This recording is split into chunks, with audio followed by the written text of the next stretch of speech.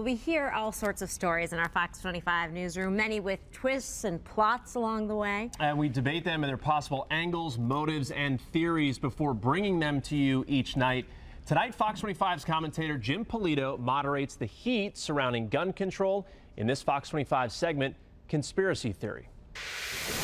To some, it is a God-given right, guaranteed by our Bill of Rights. To others, it is the root of all evil, a scourge in our society.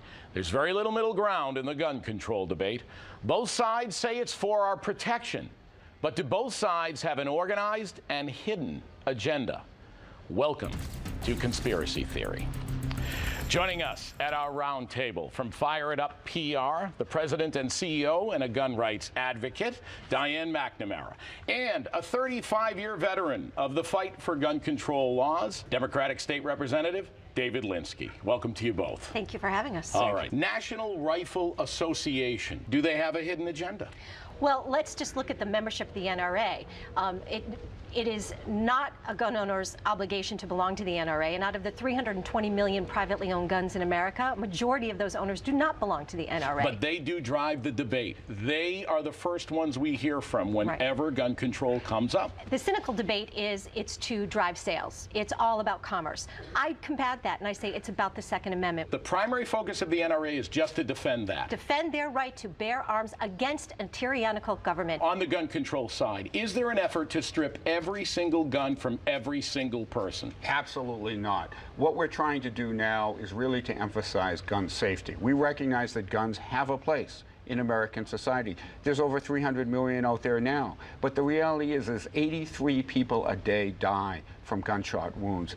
That's a lovely argument in theory. In practice, if your obligation was to the well-being of American people, you would put the billions of dollars it's going to cost for the buyback programs and the loss in tax revenue on just assault weapons into mental health programs for people, or into prosecuting the criminals that are arrested or released early. Every time gun legislation is proposed, the National Rifle Association will generally oppose it. Let me tell you why. 1.5 million assault weapons in America right now. If it was an epidemic, we would have an assault weapon murder every day. Instead, what the government wants to do, and my personal conspiracy theory, is that it is the only way to protect ourselves against foreign invasion on our soil and an invasion by our own government. We have the United States Army, the best military in the entire world, to defend us against foreign invasion. They're being asked if they will shoot on American citizens. There is no evidence of that whatsoever. Yes, there is evidence that the military would have to, in a time of civil unrest, be tested and be able to fire on American citizens.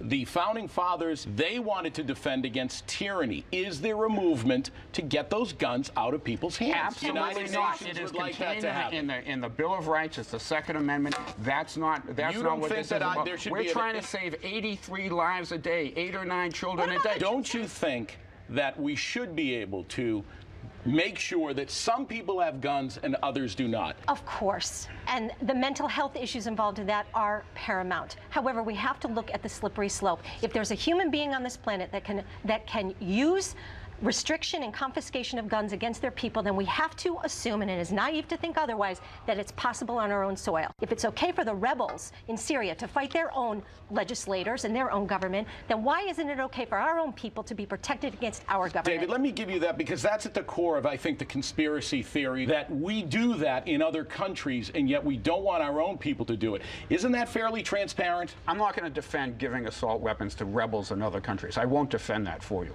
But what I will say is that there are certain types of weapons, military-grade weapons, that don't have a place in people's houses, quite frankly. Because the reality is that there is no government that is going to come attack you here in the United States. Unfortunately, it has happened as recently as Katrina. What happened was a bloodshed.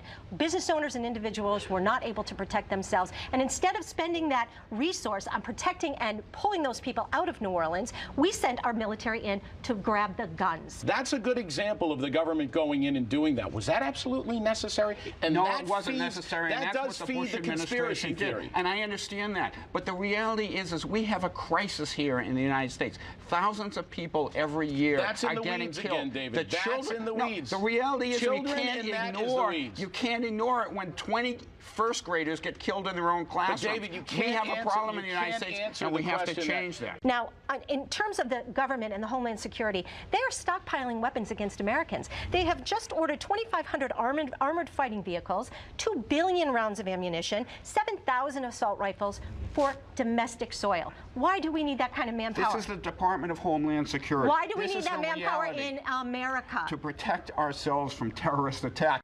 Look, it's all part of the defense of the United States of America. It's part of the Department of Defense. It's a part of the government. We have to protect ourselves So now- from So- tyranny at home and we're in the abroad. weeds again. It's good points on both sides, but we're in the weeds again. And I'm sorry we have run out of time. I want to thank you both, and we have brought this conspiracy theory into the light.